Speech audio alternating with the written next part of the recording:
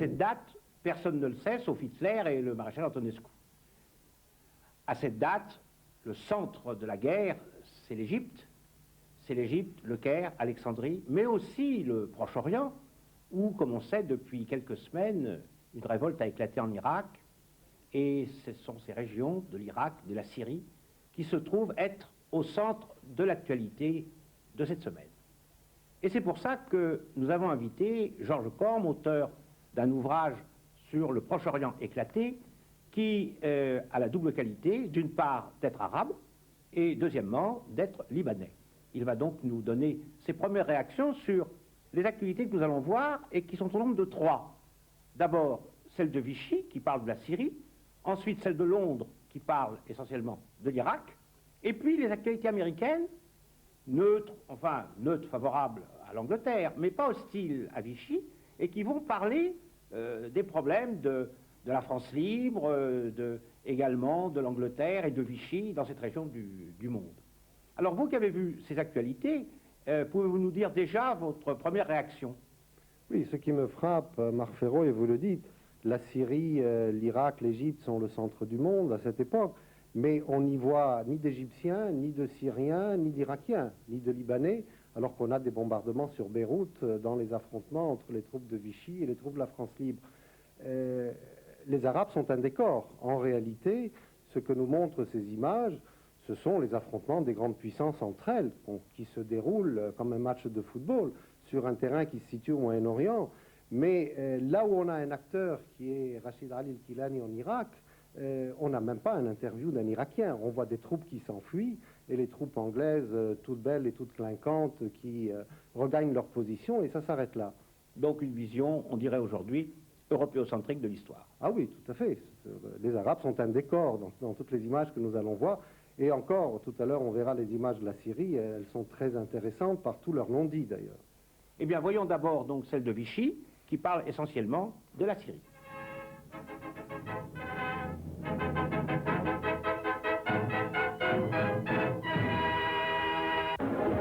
Les sports. Au stade de Colombes, envahi par 30 000 spectateurs, la finale de la Coupe de France Interzone qui marque à la fois l'apogée et la fin de la saison de football. Toulouse et les Girondins se disputent cette année la palme. D'entrée, les Bordelais plus rapides prennent l'avantage et rapidement réussissent un but. Toulouse réagit, attaque à son tour, mais cependant laisse marquer un second but. Dès lors, les Girondins ont gagné le match.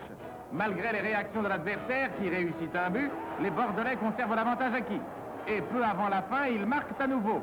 Par 3-1, les Girondins s'adjugent la Coupe de France Interzone pour 1941.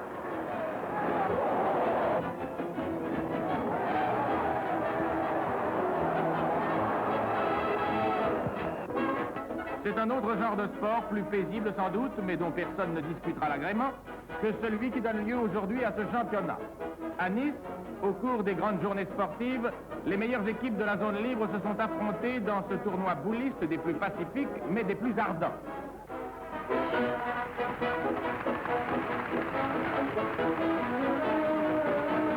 C'est Lyon qui gagnera la finale, ayant battu tour à tour Nice et Marseille, pour qui les boules sont pourtant, dit-on, le sport roi.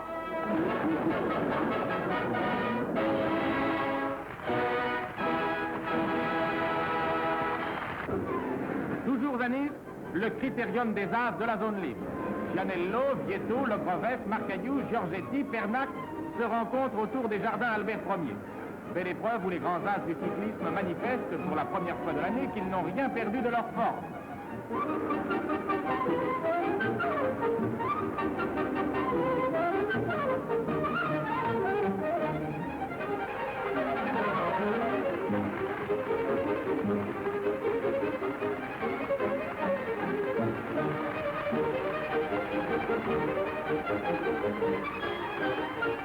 C'est Pernac, le champion marseillais, et l'un des grands espoirs qui, se classant premier, enlève le critérium des arts.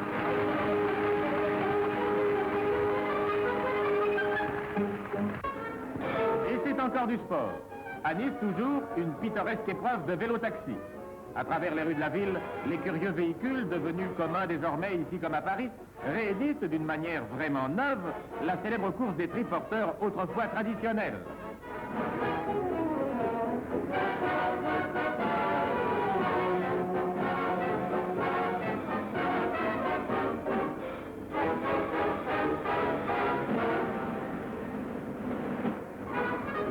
Du sport encore, non, des articles de sport. Céderez-vous aux tentations étalées par ce commerçant engageant, mais surtout, reconnaîtrez-vous derrière son comptoir celui que vous avez vu souvent sur un ring, Eugène A, qu'on nomma le chat-tigre. Passons chez l'épicier. Du sucre, des pâtes, avez-vous des tickets? Celui qui vous pose cette question bien actuelle, vous l'avez vu sur les pistes et sur les routes, c'est Marc Caillou qui abandonne quelquefois le guidon pour l'épicerie.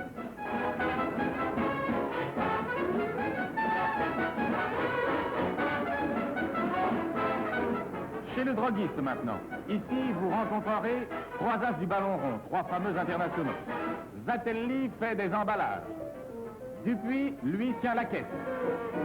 Gagne est à la balance, le voici, qui lui dit que la droguerie ferait un jour bon ménage avec le ballon rond.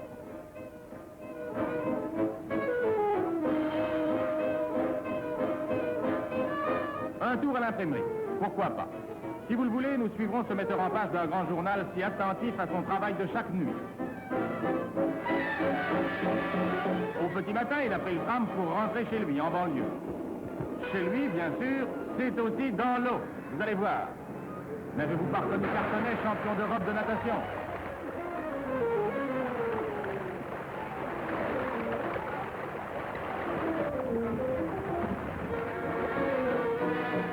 Égarons-nous un peu dans la campagne.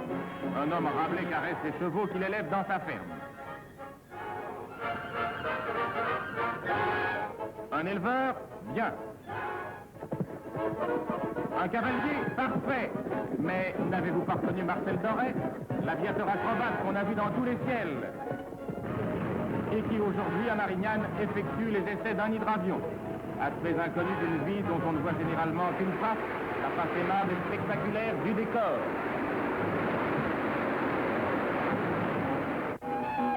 Tradition d'ici et d'ailleurs. À Berne, le gardien de la fosse aux ours donne pour la première fois une liberté relative aux oursons nés au cours de l'hiver. Et devant la foule amusée, sous l'œil prudent de maman ours, les petits oursons, beaux comme s'ils étaient en peluche, font leur première sortie.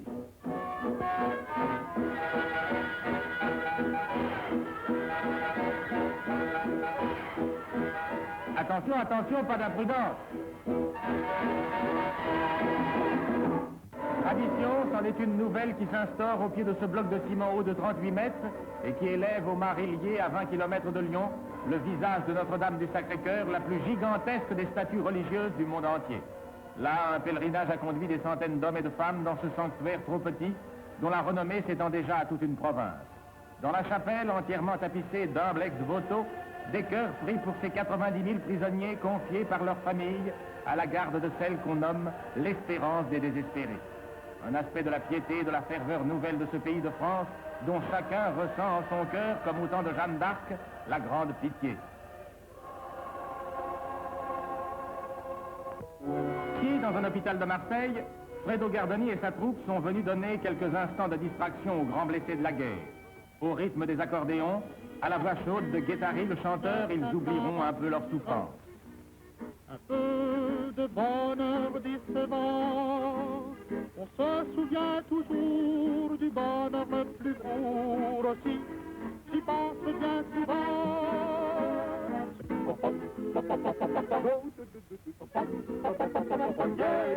On se souvient toujours du bonheur le plus court aussi, j'y pense bien souvent.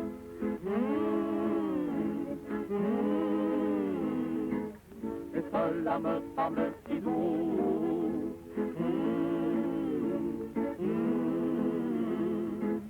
Mon cœur cherche un qu'il a regret.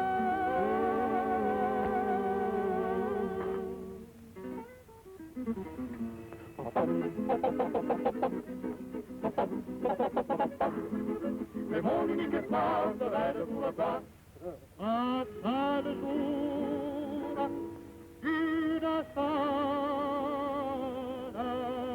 nuit.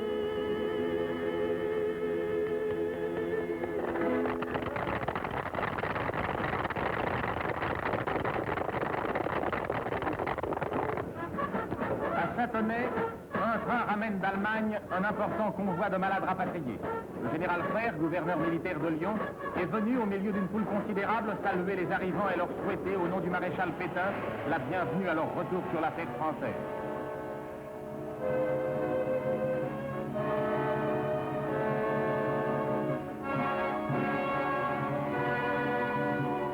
On sait d'autre part que de nouveaux accords vont permettre le retour d'un grand nombre de prisonniers, principalement de ceux qui ont participé aux deux guerres et des pères de familles nombreuses.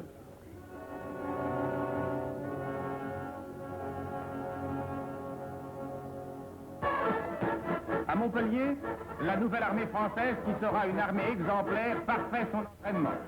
On a peu parlé jusqu'ici de la tâche difficile qu'accomplit le service des transmissions. Cependant, la vie des armées modernes nécessite une utilisation intense de tous les moyens de correspondance inventés par le génie de l'homme.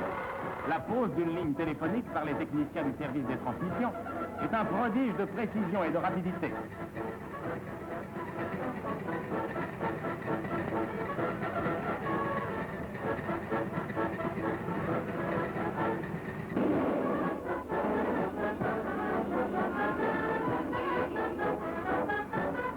Le camion a dévidé le fil, les postes sont installés, la liaison est assurée.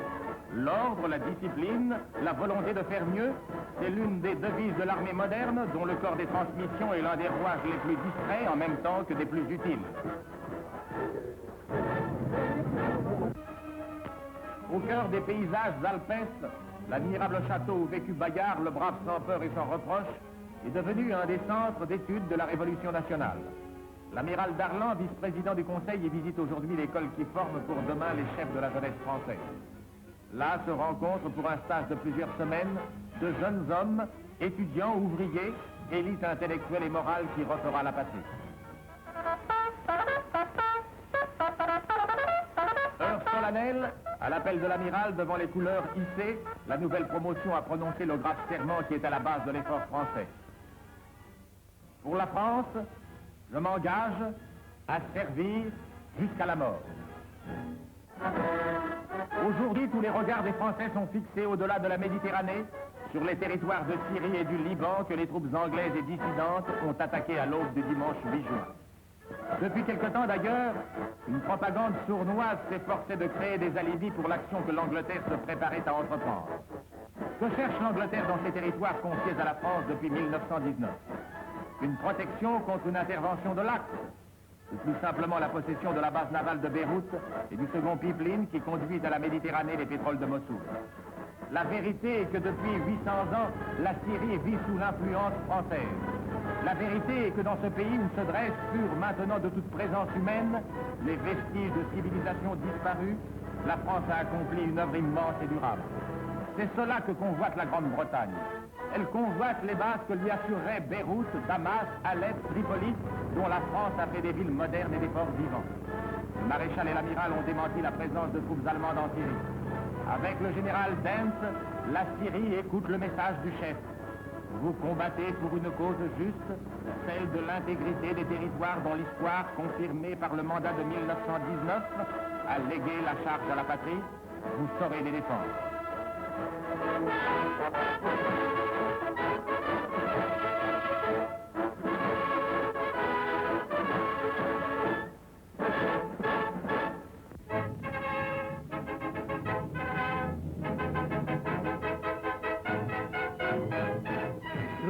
Comment un arabe d'aujourd'hui, libanais, interprète ces images de l'époque? Bien, écoutez, je crois que ce sont des images de l'imaginaire. Qu'est-ce qu'on nous a montré? On nous a montré des ruines romaines, on nous a montré des images d'une beauté saisissante du krach des chevaliers en Syrie, donc de ce qu'ont laissé les croisés, puis on a montré de splendides images de bédouins montés à cheval. Mais on n'a pas montré le corps politique arabe, toutes ces notabilités urbaines. On n'a pas montré le président de la République libanaise de l'époque, le président de la République syrienne, les autorités de ces pays. Rien, rien. On n'a même pas montré, par exemple, enfin je pense à cet homme remarquable qui était le président Alfred Nakache au Liban, qui avait supplié les troupes de Vichy et les troupes gaullistes de s'accorder et d'épargner les populations civiles dans les bombardements qu'ils étaient en train de faire sur Beyrouth. Tout ça n'est pas montré. Alors, On parle de 800 ans de présence française, donc on a l'impression que la présence remonte aux croisades et qu'elle a été ininterrompue. L'Empire ottoman n'a pas existé. L'influence italienne, qui a été extraordinaire dans cette région du monde, en particulier au Liban, est complètement passée sous silence. Et puis, même l'œuvre remarquable de la France, elle n'est pas montrée, parce qu'elle existe, c'est-à-dire l'urbanisme moderne de ces pays. Il y a eu de grands architectes français. La France a laissé des traces architecturales. On n'a rien vu. On a vu un Orient figé tel qu'il existe dans l'imaginaire des Européens de l'époque, qui est un décor colonial, et on n'a rien vu d'autre. Et alors, pour arriver aux faits eux-mêmes, cette révolte de l'Irak a eu pour effet, et une allusion y est faite dans le commentaire, a eu pour effet que Vichy, après les protocoles de Paris, a en quelque sorte livré des armes aux insurgés, n'est-ce pas, à ceux qui se révoltaient pour l'indépendance de l'Irak, bien sûr. Et il y a donc eu une sorte de collusion entre les Allemands qui soutenaient Rachid Ali en Irak, contre les Anglais, les Français qui envoyaient des armes à Rachid Ali, et même la promesse de Vichy de faire passer d'autres armes plus tard, d'où ce démenti qu'il n'y a pas de troupes allemandes. En fait, il n'y a que des observateurs allemands. Alors comment, d'une part, les autorités françaises, selon vous, à cette époque, réagissaient là-bas, et comment réagissaient les Arabes de Syrie et du Liban devant ce conflit et ce mouvement d'indépendance des Irakiens? Alors écoutez, on a un jeu de qui est relativement très complexe, parce que en Syrie et au Liban, la France libre est vue avec grande sympathie, pas avec hostilité. Elle est dans le sillage de l'Angleterre, et on attend la libération du côté des Anglais pour se débarrasser du mandat français. En Irak, le schéma sera tout à fait différent. On va plutôt se mettre côté allemand et russe pour chasser les Anglais, et on n'a pas d'antipathie particulière pour les Français, qu'il s'agisse de ceux de Vichy ou même des Français libres. Au Liban, évidemment, il y aura une sympathie très forte pour le gaullisme. Il y aura une attirance, et alors probablement le général de Gaulle a aussi pris une précaution, c'est-à-dire au moment des bombardements sur le Liban en particulier, sur les troupes fidèles à Vichy, les avions vont larguer des centaines de milliers de feuillets annonçant l'indépendance du Liban et de la Syrie, promettant l'indépendance au Liban et à la Syrie, ce qui fait qu'évidemment, quand Quatroux arrive, les troupes de Quatroux arrivent, appuyées par les troupes anglaises, tout cela est accueilli avec libération. Les autorités de Vichy, elles, avaient eu pour souci, justement, ou pour grande crainte, n'est-ce pas, que le général de Gaulle, le mouvement de la France libre, en réalité, soit un cheval de Troie des Anglais pour faire sauter l'empire colonial français au profit de la force coloniale anglaise.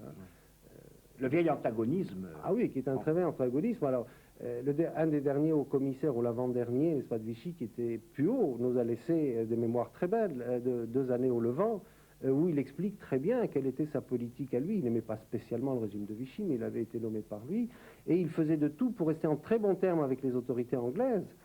Il a gardé le consul anglais à Beyrouth, il l'a entouré de toutes les précautions. Il ne voulait pas qu'on lui fasse d'enfant dans le dos, que les Anglais lui fassent un enfant dans le dos. Et sa crainte, tout en montrant dans ses mémoires du respect pour le général de Gaulle, était que le général de Gaulle aurait été trop faible par rapport aux Anglais pour pouvoir résister, n'est-ce pas, à une absorption.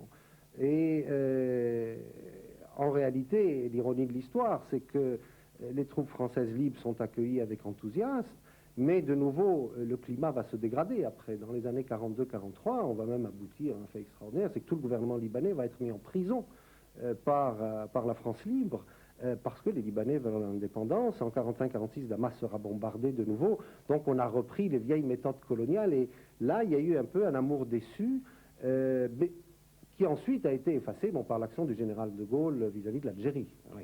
Alors, ce qu'il y a d'intéressant, c'est qu'à cette date, comme un peu aujourd'hui, si vous voulez, la caisse de résonance arabe fonctionne d'un bout à l'autre de la Méditerranée, et à l'ouest, c'est-à-dire en Tunisie, en Algérie, au Maroc, les dirigeants indépendantistes, Bourguiba en Tunisie, Ferhat Abbas, qui n'est pas encore indépendantiste en Algérie, et le sultan du Maroc, qui est le monarque, n'est-ce pas, s'interrogent que faire dans cette guerre? Faut-il sympathiser avec l'Allemand qui nous libérera des Français, ou vaut-il mieux s'appuyer sur les Français pour l'instant, à titre provisoire, parce qu'à terme, ils sont moins dangereux pour notre indépendance que le nazisme, qui est raciste, alors que la France républicaine ne l'est pas. Et ces 3 leaders ont choisi d'être fidèles à la France, quelle qu'elle fût, n'est-ce pas, et à De Gaulle bientôt, pour l'instant c'est Vichy, après ce sera De Gaulle, ils seront fidèles dans l'espoir, après coup, d'une reconnaissance. Et elle n'a pas eu lieu, et ça explique là aussi le ressentiment et la colère. Donc il y a une similitude des positions. Tout à fait. D'ailleurs, on verra à propos de l'Irak tout à l'heure que alors, la perception allemande dans la région syrienne, irakienne est assez différente parce qu'il y a de très grosses traditions de relations avec l'Allemagne pré-nazie, y compris n'est-ce pas, avec l'Allemagne wilhelmienne et prussienne, et où les Allemands ont été très habiles dans leur pénétration de cette région du monde. On va en reparler maintenant. Voyons d'abord les actualités anglaises qui nous parlent de la guerre en Irak.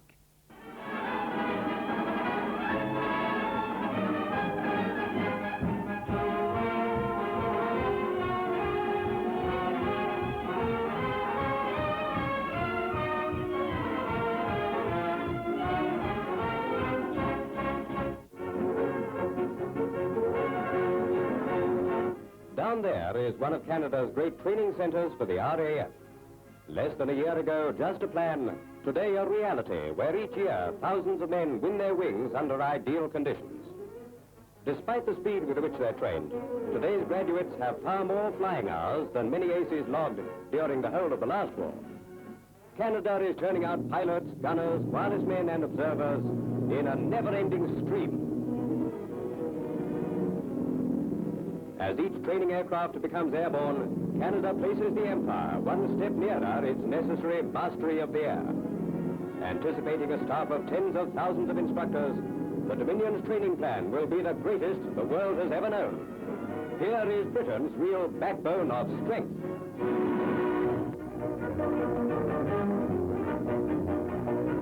New York's Mayor LaGuardia becomes America's civil defense chief. Receiving his commission from President Roosevelt, he loses no time in coming to grips with the problems of ARP and national service. At his first conference, Mayor LaGuardia calls for volunteers just as we were called upon. No matter what happens, and let us hope that nothing happens, but if it does, we must be prepared to protect every man, woman, and child in the entire country. I appeal to every patriotic organization to report for duty, to let the Office of Civilian Defense know exactly what you want to do, and the country will be very happy to use your services. Something of the romantic atmosphere of the early history of the South American states is captured when Fay Albrecht of Wisconsin, the belle of the regiment, presents the colors to the year's leading company of cadets at Annapolis Military College. June week at the Academy is a momentous occasion, presenting a charming and colorful scene. Not exactly opportune for us to try it out, but we might start by adopting Mae West as color girl for the balloon barrage.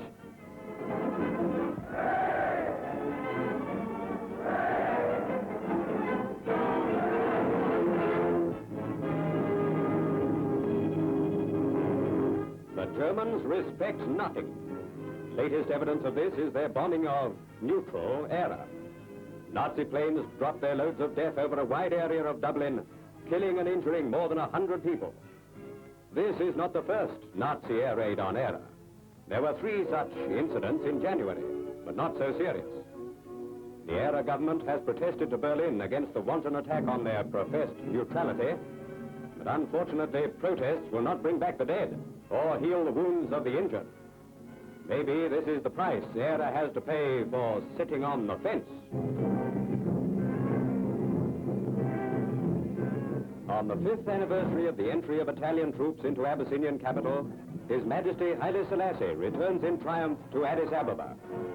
A great ovation is given him by his subjects, who witnessed the moving spectacle of their emperor attending a Thanksgiving service at the Cathedral of St. George, his first act on returning to the throne of Ethiopia. Accompanied by a number of military chiefs and religious leaders, including Ras Seum, Ras Kassa, and the chief abbot, Haile Selassie returns thanks to Almighty God for the restoration of his country. Today, Abyssinia rejoices.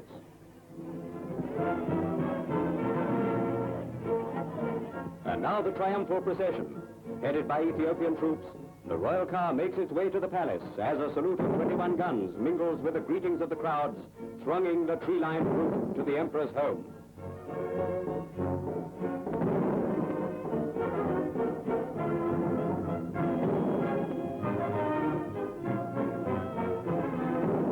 Arriving in the palace grounds, the Emperor is greeted by the General Officer Commanding-in-Chief, East African Forces, Lieutenant General Cunningham. After 5 years of exile, the dignified ruler of Ethiopia mounts the steps leading to the palace balcony. With his son, the Duke of Hara, beside him, the Emperor calls upon his people not to reward evil with evil.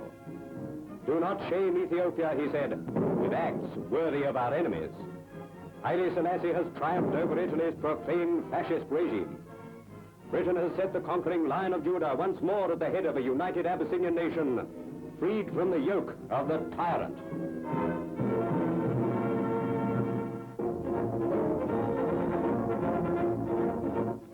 Girls in the Women's Auxiliary Air Force are being called upon to handle many of the responsible jobs which were previously entrusted only to RAF mechanics and ground staff.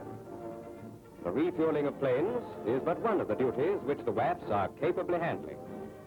Helping a pilot on with his harness and adjusting his safety belt, to say nothing of starting the plane, is all rather like sending hubby away to catch the 8:15.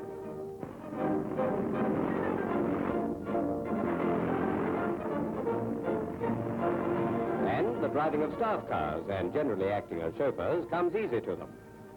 If this war goes on much longer, the girls will be running the thing.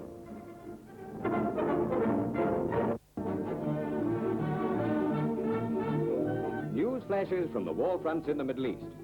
We'll make a start with a few lorry loads of Bosch who were captured during a bit of a set tour around Saloum. Hitler's gun fodder are an arrogant lot of blackguards, but unless they behave themselves, they get a kick in the pants from one of the Aussies.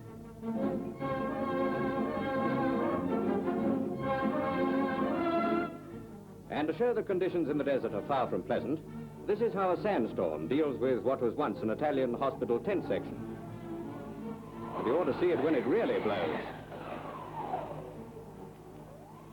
Let's pop into an RAF aerodrome in Transjordan, where King Peter of Yugoslavia, with General Simovic, is inspecting some of his men who are carrying on the fight for their homeland. Men of the Transjordan Frontier Force parade before the young king who refused to see his country become a vassal state. Now, with Syria very much in the news, here are free Frenchmen who are fighting in the campaign in the Middle East to save their motherland and empire overseas from traitors and tyrants alike. The real French poilu, which being translated means the bearded one, is still fighting. Also giving a splendid account of themselves are the Senegalese. Big fella and Tiny Titch are tigers when they're roused. Now to Cairo, where Captain Roosevelt, son of the American president, is a welcome guest at British GHQ. Major Thomas and I arrived in Cairo about a week ago. I can truthfully say that I believe we have a great deal, we hope, of valuable information. In a few weeks' time, we shall be on our way to London, not for the same reasons as Mr. Hess, but in order to be able to tell the English and British officials that the people here are carrying forward their program with a great deal of vigor and with high morale. Symbolic of America's attitude to Germany, Captain Roosevelt watches the effect of a burst of fire from the guns of an American Tomahawk. The son of a great man is sure of a big welcome in Britain.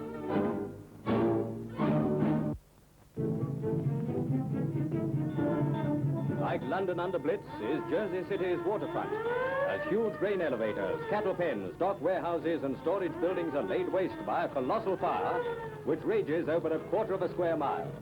Thousands of tons of wheat and hundreds of head of cattle destined for Britain are destroyed in the blaze, which also endangers about £6.25 million worth of defense material. Reminiscent of the Great Fire of London of September last, the Inferno bears the hallmark of the world's destroyer-in-chief.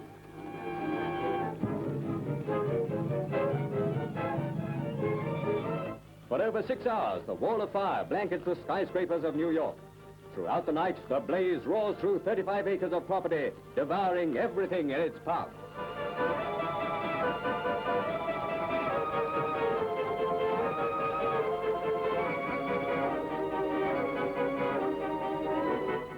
Agents of the Federal Bureau of Investigation are suspicious that the fire, which turned a score of piers and warehouses into a vast sea of flames, is attributable to sabotage.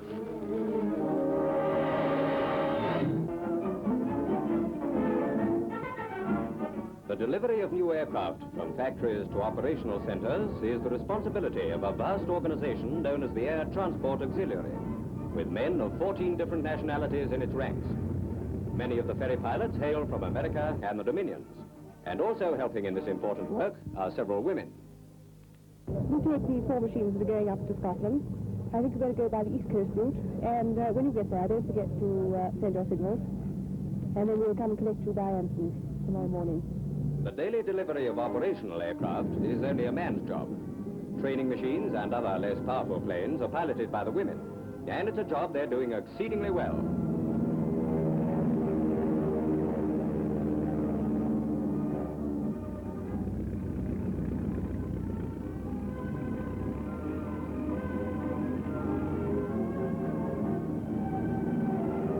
At another array of stations, Sir Charles Portal, Sir Dudley Pound, the First Sea Lord, and the Prime Minister see quite a lot of activity at a section of the Bomber Command. When a twin-motor giant gets underway, the slipstream is no respecter of persons. Well, gentlemen, here's mud in your eye.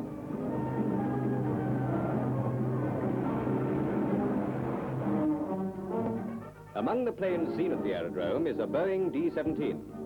Mr. Churchill had a good look round the flying fortress and comes away well satisfied. The immediate future is likely to herald a big increase in the number and strength of bombing raids on enemy territory, and Mr. Churchill has every intention of using the big stick.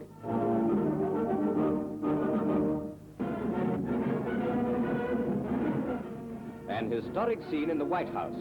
Representatives of all the American republics come to hear Mr. Roosevelt's momentous address. The war is approaching the brink of the Western Hemisphere itself. It is coming very close to home. No spurious argument, no appeal to sentiment, no false pledges like those given by Hitler at Munich can deceive the American people into believing that he and his Axis partners would not relentlessly on this hemisphere of ours. Our national policy today, therefore, is this. First, we shall actively resist wherever necessary, and with all our resources, every attempt by Hitler to extend his Nazi domination to the Western Hemisphere, we shall actively resist his every attempt to gain control of the seas. We will not hesitate to use our armed forces to repel attacks. Therefore, with profound consciousness of my responsibilities to my countrymen and to my country's cause, I have tonight issued a proclamation that an unlimited national emergency exists and requires the strengthening of our defense to the extreme limit of our national power and authority. America with us faces the future with grim determination.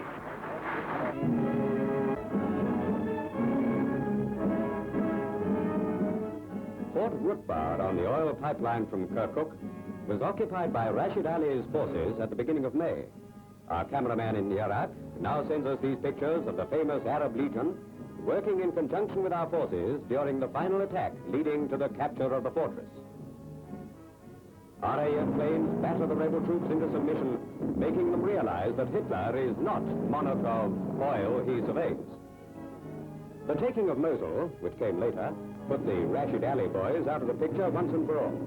And here go the armored cars in a dash across the desert, entering the now surrendered stronghold. Apart from being a fortification controlling the roads to Baghdad, Palestine, Transjordan, and Damascus, Rutbard is an inhabited oasis which looks now as if a hurricane had hit it.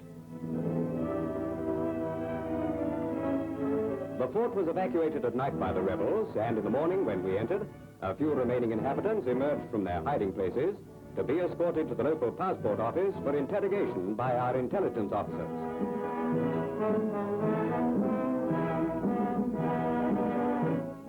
The water pumping plant was put out of commission by the Iraqi Reception Committee before they scuppered, Heaps of rubbish was left behind, all of it just so much junk. Well, nearly all.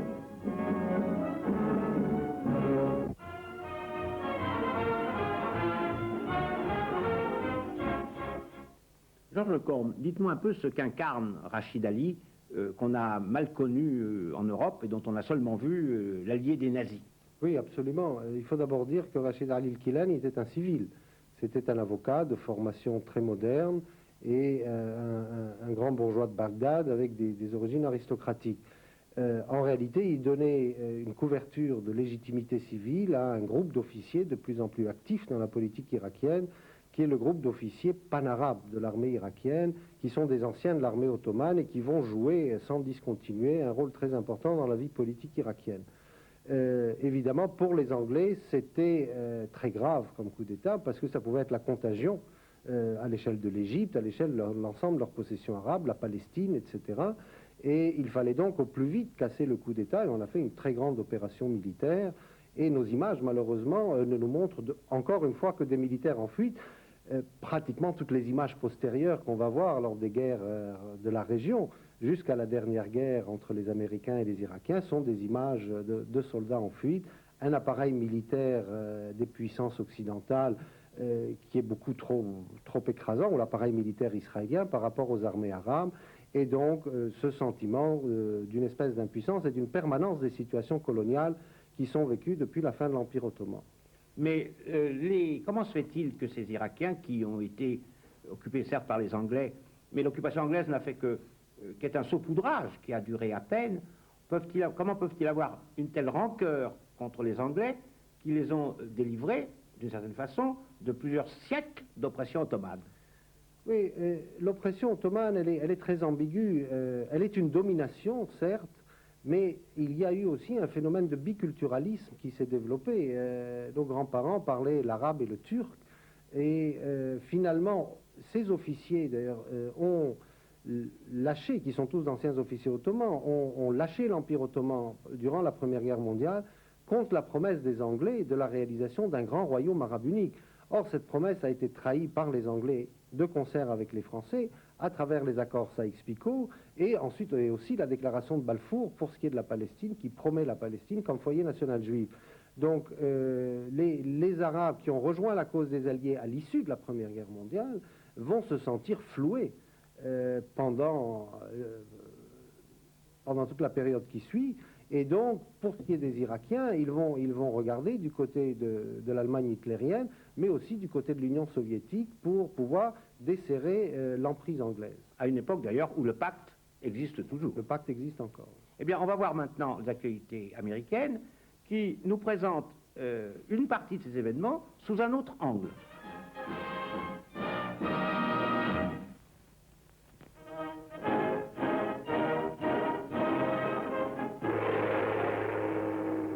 Vichy, the French cabinet in emergency session to discuss Franco-German collaboration, and Syria. Marshal Pétain hears Vice Premier Admiral Dallon, who talks collaboration with Hitler at Berchtesgaden.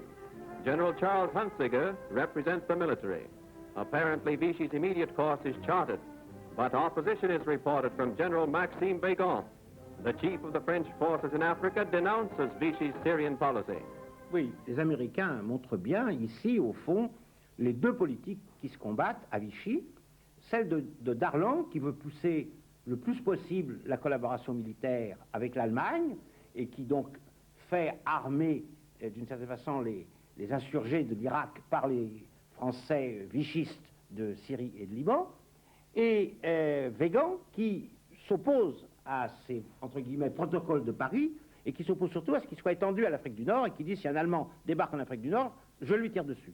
Pétain hésite, d'une certaine façon il laisse en Syrie les choses aller comme elles ont commencé, mais Weygand l'emporte pour l'Afrique du Nord, d'ailleurs pas pour longtemps puisque bientôt Weygand sera renvoyé par Pétain et les Américains y verront le signe qu'il n'y a plus rien à espérer du gouvernement de Vichy.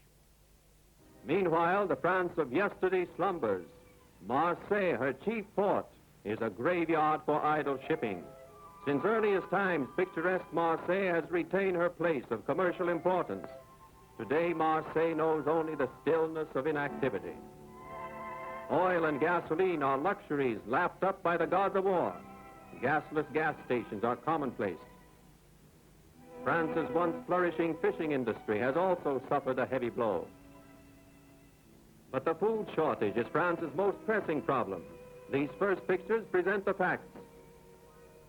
No more meat, the signs tell the hungry. No chocolate. France face to face with starvation. One day the whole awful story will be told.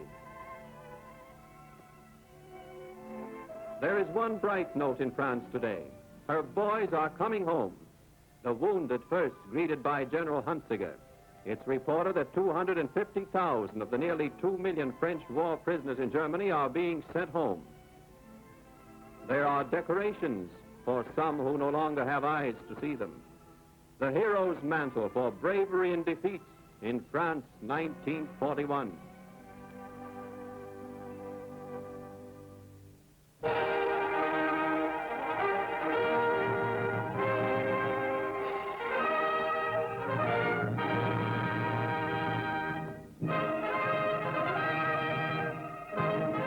Drastic action ends the 6-day strike at the vital North American Aviation Company plant. Action by the Army without precedent in peacetime brings workers back, starts more planes for America and Britain.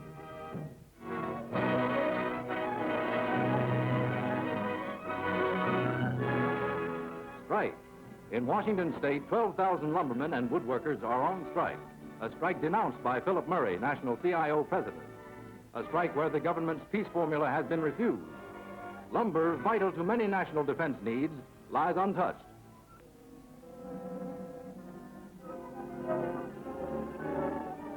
Aluminum strike. In Cleveland, 7,000 workers stopped on nearly $60 million worth of castings and parts for defense warplane engines. After 24 hours of the strike, Washington reports a peace formula worked out for 5 plants.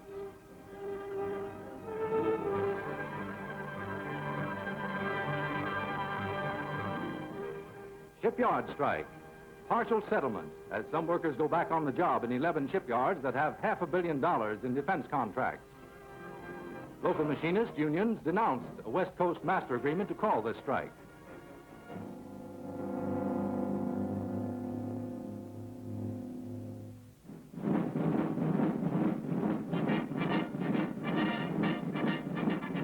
Across the nation, our new Army hears of strike after strike out in civilian life.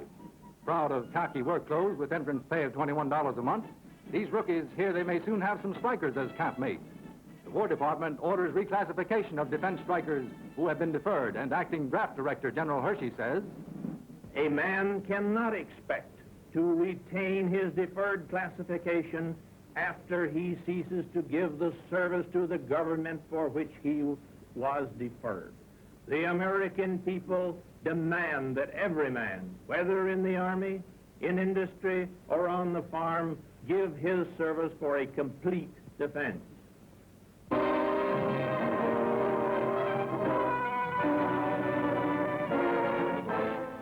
Inglewood, California, the North American Aviation Plant is the scene of labor drama that brought the deferment ruling, that brings congressional action against strikes that slow up this nation's arming. Pickets surround the idle plant. Orders are halted for $196 million worth of planes for ourselves and for Britain. The strike, which CIO national leaders denounce as showing underhand maneuvering of the Communist Party, is led in part by Elmer Freitag, whose 1938 communist registration is now under probe. The strikers refuse, however, to listen to CIO executive Richard Frankenstein, who urges that they obey the president's call back to work. The strikers' refusal is one too many for the White House. Presidential Secretary Steve Early announces the president has acted. An executive order commands the War Department to take over the North American plant. Violation by the strikers of an agreement not to strike pending mediation brings the president's order of seizure, and the news is hot.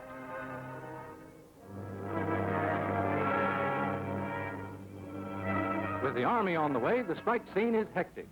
From 5 in the morning, pickets in lockstep seek to prevent non-strikers from entering the plant. The mayor of Los Angeles appeals for order, warns that chain picketing is illegal. Police try to form lines to let workers into the plant. Hundreds want to get in. Then comes trouble and police tear gas.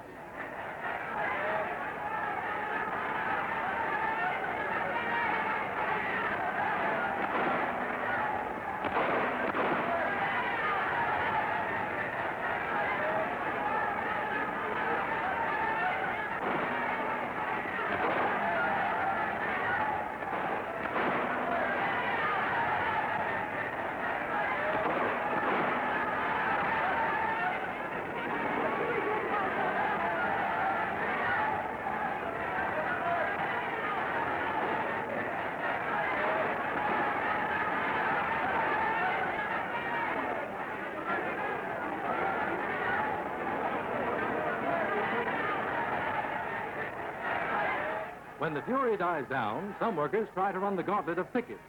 A few get in the plant. Then the word flashes out. The Army's coming.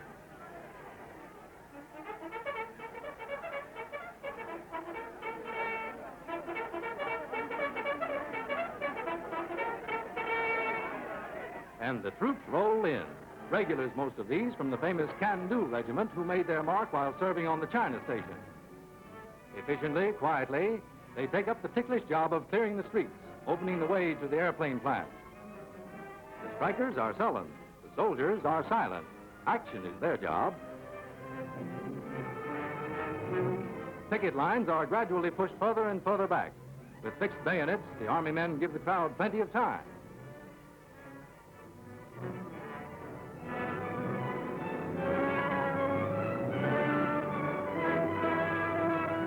Here and there are troublemakers.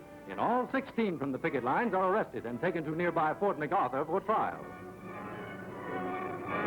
From San Francisco, CIO man Harry Bridges wires the strikers saying the strike should not be called a defeat, but a strategic retreat.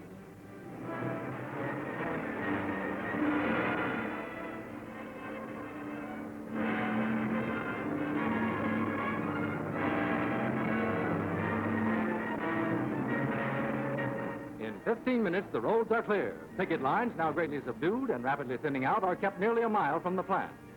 Then the call goes out. The Army will guarantee the safety of all who come back to work. The gates are open. And in they go. 5,000 of the normal day shift of 7,000 report. And the wheels start turning. The assembly line rolling. The factory is running. Planes are being made. In the first morning, 4 are finished, actually flown. This plant can turn out hundreds a month. Hundreds that are needed now.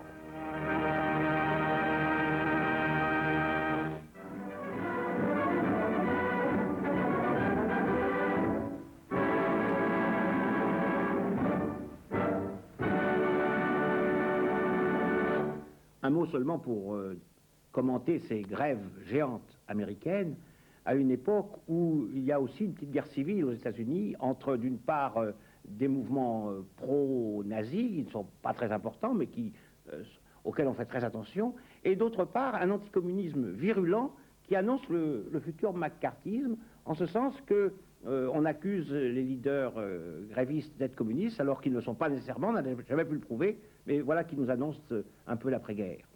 Mais enfin, cette actualité était intéressante surtout pour nous, grâce à votre présence, parce qu'il était question du Proche-Orient. Et on va vous demander de conclure un peu sur les drames que vous avez pu y déceler. Écoutez, en revoyant ces images, moi j'ai eu l'impression que le temps n'avait pas beaucoup bougé, en particulier compte tenu de cette grande guerre qui s'est déroulée irako-américaine. On avait un petit peu l'impression de revoir les images du temps de Rachid al-Kilani avec même une légion arabe qui était cette fois-ci côté américain constituée par les Séoudiens et les Koweïtiens. Et l'image aussi d'un Orient qui est toujours figé dans la perception occidentale. Je suis frappé, c'est-à-dire les images, à part que les appareils militaires d'aujourd'hui sont beaucoup plus modernes, mais on a l'impression qu'on en est au même point, je dirais même plus, qu'aujourd'hui on pourrait repasser des images, s'il en existait, de la fin de l'Empire ottoman, parce qu'après tout, l'expédition militaire américaine et occidentale au cœur de la péninsule arabique et en Irak, nous a ramené à l'effondrement de l'Empire ottoman. C'est tous les problèmes de constitution de cette région du monde, après le départ des Turcs, qui se retrouvent posés. L'histoire n'a pas bougé dans cette région du monde. Sauf que parmi les martyrs, il ne faut pas oublier non plus les Arméniens, bien sûr, oui, les Kurdes, oui, et les Libanais à leur façon. Mais disons qu'aujourd'hui, ce sont ces trois-là qui reviennent le plus sur la scène. Oui, je crois, et les Palestiniens, ajoutons-les aussi, et nous avons 4 peuples qui ont été victimes des hésitations, des contradictions, des errements des politiques des grandes puissances occidentales et de l'Union soviétique dans cette région du monde. Merci, Georges Corme, de nous avoir éclairé sur des problèmes qu'en France et en Occident, on connaît mal à cause de notre conception européocentrique de l'histoire.